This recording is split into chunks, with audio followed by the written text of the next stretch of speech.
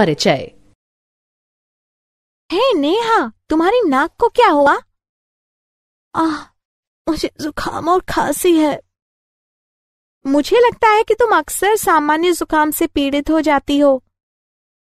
हाँ, लगभग हर 2 महीने में जुकाम से पीड़ित किसी व्यक्ति की समीपता से मुझे तुरंत जुकाम हो जाता है। यदि तुम्हें इतनी आसानी से संक्रमण हो जाता है तो इसका अर्थ है कि तुम्हारी प्रतिरक्षी क्षमता बहुत कमजोर है। सच में? तो मुझे क्या करना चाहिए? तुम्हें ऐसा भोजन और दवाएं लेनी चाहिए जो संक्रमणों से सामना करने के लिए तुम्हारी प्रतिरक्षी क्षमता बढ़ाने में मदद करें। ठीक है। मैं तुम्हें समझाती हूँ कि प्रतिरक्षी क्षमता क्या होती है और यह संक्रमणों से कैसे लड़ती है।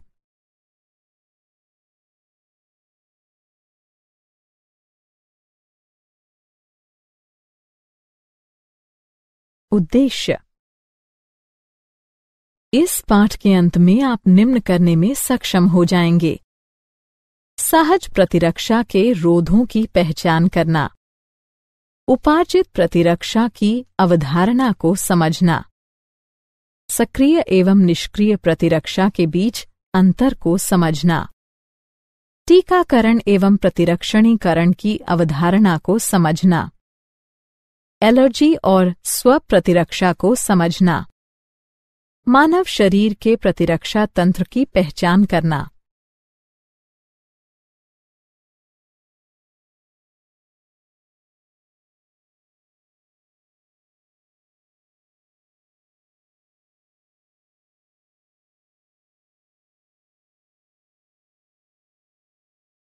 प्रतिरक्षा। प्रतिरक्षा क्या है? परपोषी की रोगकारक जीवों से लड़ने की समस्त क्षमता जो उसे प्रतिरक्षी तंत्र के कारण मिली है, प्रतिरक्षा कहलाती है। प्रतिरक्षा के प्रकार। प्रतिरक्षा 2 प्रकार की होती है, सहज प्रतिरक्षा और उपार्जित प्रतिरक्षा। सहज प्रतिरक्षा। सहज प्रतिरक्षा वह प्रतिरक्षा होती है जो व्यक्ति की प्राकृतिक जैविक रचना के परिणाम स्वरूप प्राकृतिक रूप से उत्पन्न होती है। सहज प्रतिरक्षा हमारे शरीर में बाह्य कारकों के प्रवेश के सामने विभिन्न अवरोध खड़े करने से हासिल होती है। यह रोध इस प्रकार है: शारीरिक रोध, कार्यकीय रोध, कोशिकीय रोध, साइटोकाइन रोध। शारीरिक रोध यानी फिजिकल बैरियर। इसके अंतर्गत त्वचा तथा श्वसन, जठरांत्र तथा जनन मूत्र को आस्तरित करने वाली एपिथेलियम का श्लेष्मा आलेप यानी म्यूकस कोटिंग सम्मिलित हैं। कायिकीय रोध यानी फिजियोलॉजिकल बैरियर। इसके अंतर्गत निम्न आते हैं: आमाशय में अम्ल, लार, आंसू। कोशिकीय रोध सेल्युलर बैरियर। इसके अंतर्गत निम्न आते हैं: श्वेताणु, लिम्फोसाइट्स, बृहत भक्षकाणु यानी मैक्रोफेजेस। साइटोकाइन रोध। इसके अंतर्गत इंटरफेरॉन सम्मिलित हैं जो कि असंक्रमित कोशिकाओं को और आगे विषाणु संक्रमण से बचाती हैं।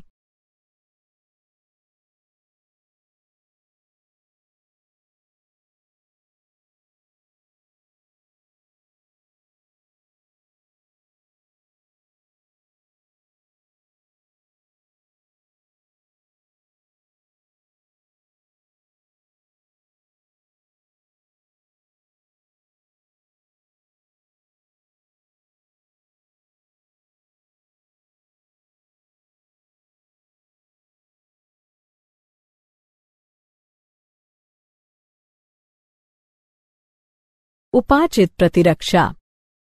उपार्जित प्रतिरक्षा यह प्रतिरक्षा होती है जो रोगजनक के संपर्क में आने पर रोग प्रतिकारक यानी एंटीबॉडी के विकास द्वारा प्राप्त की जाती है। जब हमारे शरीर का पहली बार किसी रोगजनक से सामना होता है तो एक निम्न तीव्रता की प्राथमिक अनुक्रिया होती है। हालांकि बाद में उसी रोगजनक से सामना होने पर बहुत ही उच्च तीव्रता की अनुक्रिया होती है। यह अनुक्रियाएं विशेष प्रकार के लसिकाणुओं की सहायता से की जाती हैं। बी लसिकाणु, टी लसिकाणु। बी लसिकाणु ये रोगजनकों से लड़ने के लिए रक्त में प्रतिरक्षी यानी एंटीबॉडीज नामक प्रोटीन का निर्माण करती हैं। टी लसिकाणु, टी लसिकाणु प्रतिरक्षियों यानी एंटीबॉडीज के निर्माण में बी लसिकाणु की सहायता करती हैं।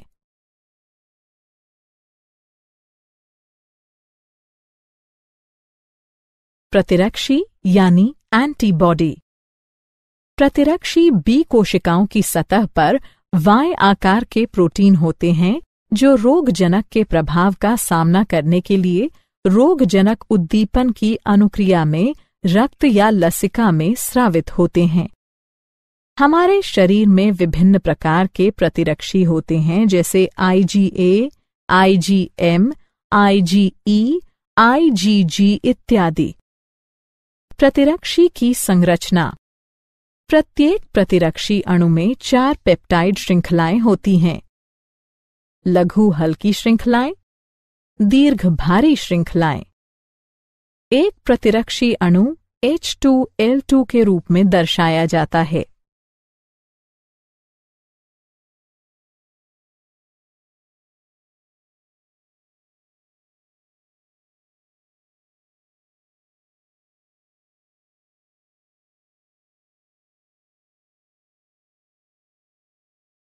प्रतिरक्षी अनुक्रियाओं के प्रकार। हमारे शरीर में 2 प्रकार की प्रतिरक्षा अनुक्रियाएं होती हैं। तरल प्रतिरक्षा अनुक्रिया।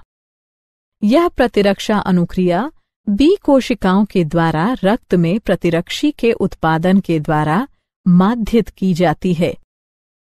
कोशिका माध्यित प्रतिरक्षा अनुक्रिया। इस प्रकार की अनुक्रिया श्वेताणुओं, प्राकृतिक भक्षक कोशिकाओं, टी लसिकाणुओं और साइटोकाइन्स के सक्रियण द्वारा उत्पन्न की जाती हैं। इस प्रकार की अनुक्रिया टी लसिकाणुओं द्वारा माध्यित की जाती है।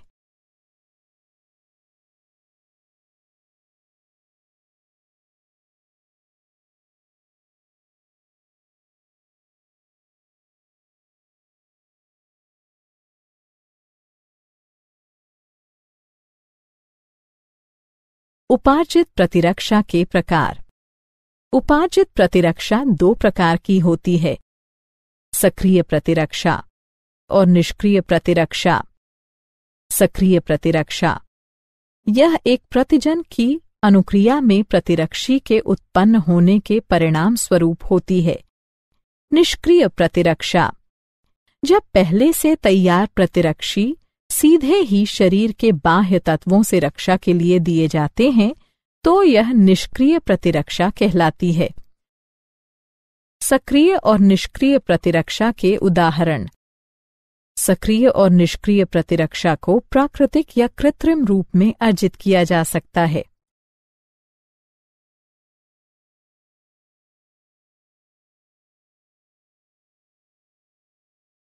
टीकाकरण तथा प्रतिरक्षीकरण। टीका क्या है? टीकाकरण दुर्बलीकृत या निष्क्रिय रोगजनक या रोगजनकों की संरचना के एक भाग का मिश्रण है जो रोगजनकों के विरुद्ध प्रतिरक्षी के उत्पादन को प्रेरित करता है, लेकिन गंभीर संक्रमण उत्पन्न करने में यह असमर्थ रहता है। टीकाकरण किसी विशिष्ट बीमारी को पुनः होने से रोकने के लिए टीका लगाना टीकाकरण कहलाता है। प्रतिरक्षीकरण प्रतिरक्षीकरण टीकों के प्रयोग के द्वारा प्रतिरक्षा प्रणाली को प्रेरित करके संवेदनशील मरीज को संचारी रोग से सुरक्षित करने की एक प्रक्रिया है। टीकाकरण तथा प्रतिरक्षीकरण। टीकाकरण और प्रतिरक्षीकरण की प्रक्रिया में निम्न चरण सम्मिलित होते हैं: रोगजनक या निष्क्रियत या दुर्बलीकृत रोगजनक के प्रतिजनी प्रोटीनों के विरचन को शरीर में प्रवेश कराया जाता है। परिणाम स्वरूप प्रतिजनों के विरुद्ध रोगजनी कारकों को निष्प्रभावी बनाने के लिए प्रतिरक्षी उत्पन्न किए जाते हैं। साथ ही समृद्धि बी और टी कोशिकाएं बनती हैं जो परिवर्ती प्रभावन होने पर रोगजनक को पहचान देती हैं और प्रतिरक्षी के भारी उत्पादन से उन्हें हरा देती हैं। इस प्रकार प्रतिरक्षा प्रणाली की स्मृति शरीर की किसी भी प्रकार के संक्रमण से रक्षा करती है।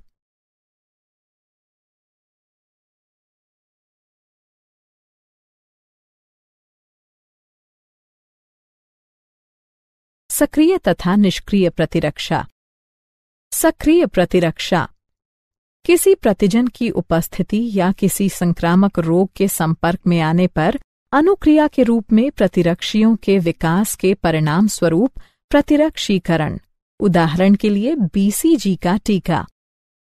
निष्क्रिय प्रतिरक्षा यदि एक व्यक्ति किन्हीं घातक जीवाणुओं से संक्रमित होता है जिनमें शीघ्र प्रतिरक्षा की आवश्यकता होती है तो हमें सीधे ही प्रतिरक्षी या प्रतिआविष देने की आवश्यकता होती है। इस प्रकार का प्रतिरक्षीकरण निष्क्रिय प्रतिरक्षण कहलाता है। उदाहरण टिटनेस प्रतिआविष।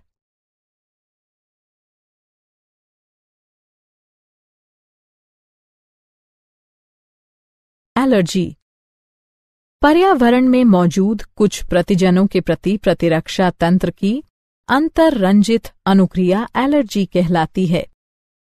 इनके प्रति बनने वाली प्रतिरक्षियां आईजीई प्रकार की होती हैं। एलर्जन ऐसे पदार्थ जो शरीर के लिए बाह्य होते हैं और एक एलर्जिक अभिक्रिया पैदा करते हैं एलर्जन कहलाते हैं। उदाहरण के लिए धूल में चिचड़ी, पराग, प्राणी लघुशल्क आदि। एलर्जी के लक्षण छींकना, पनीली आंखें, बहती नाक, सांस लेने में कठिनाई।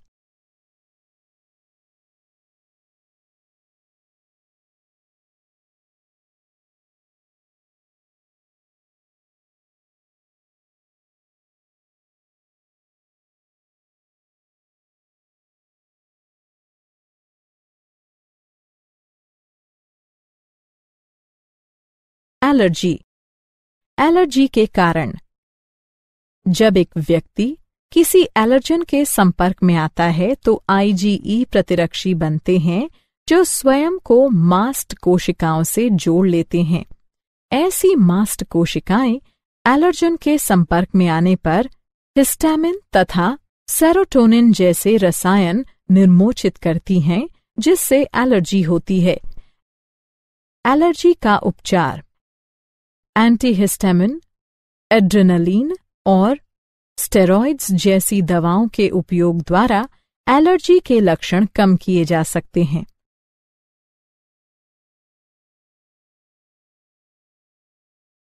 स्वप्रतिरक्षा। स्वप्रतिरक्षा यह एक भ्रमित प्रतिरक्षी अनुक्रिया है जिसमें हमारा शरीर अपने ही ऊतकों के विरुद्ध प्रतिरक्षियों का निर्माण करने लगता है जिससे अति संवेदी अनुक्रियाएं होती हैं। स्वप्रतिरक्षा रोग शरीर की अपनी कोशिकाओं और ऊतकों के प्रति प्रतिरक्षा तंत्र की असामान्य क्रियाविधि के कारण होने वाली कोई बीमारी या क्षति स्वप्रतिरक्षा बीमारी कहलाती है। उदाहरण के लिए माटाइड आर्थराइटिस। लसिकाभ अंग वे अंग जहां लसिकाणुओं की उत्पत्ति और या परिपक्वन और प्रचुरोद्भवन होता है लसिकाभ अंग कहलाते हैं। लसिकाभ अंग के प्रकार। लसिकाभ अंग दो प्रकार के होते हैं। प्राथमिक लसिकाभ अंग ये वे अंग होते हैं जहां अपरिपक्व लसिकाणु प्रतिजन संवेदी लसिकाणुओं में विभेदित होते हैं। प्राथमिक लसिकाभ अंग इस प्रकार हैं: अस्थिमज्जा, थाइमस। द्वितीयक लसिकाभ अंग। द्वितीयक लसिकाभ अंग लसिकाणुओं को प्रतिजन के साथ पारस्परिक क्रिया के स्थल प्रदान करते हैं, जो बाद में प्रचुर संख्या में उत्पन्न होकर प्रभावी कोशिकाएं बन जाते हैं। द्वितीयक लसिकाभ अंग में निम्न सम्मिलित हैं: प्लीहा, लसिका ग्रंथियां, टॉन्सिल, क्षुद्रांत्र के पेयर पैच, परिशेषिका। लसिकाभ अंग। प्राथमिक लसिकाभ अंग। ये टी लसिकाणुओं के परिवर्धन और परिपक्वन के लिए सूक्ष्म पर्यावरण उपलब्ध कराते हैं। अस्थिमज्जा। यह प्रमुख लसिकाभ अंग हैं। लसिकाणुओं समेत सभी रुधिर कोशिकाएं अस्थिमज्जा में उत्पन्न होती हैं। थाइमस। यह एक सपाली अंग है। यह हृदय के पास और उरोस्थि के नीचे स्थित है। जन्म के समय थाइमस काफी बड़ा होता है, लेकिन बढ़ती उम्र के साथ आकार में घटता जाता है।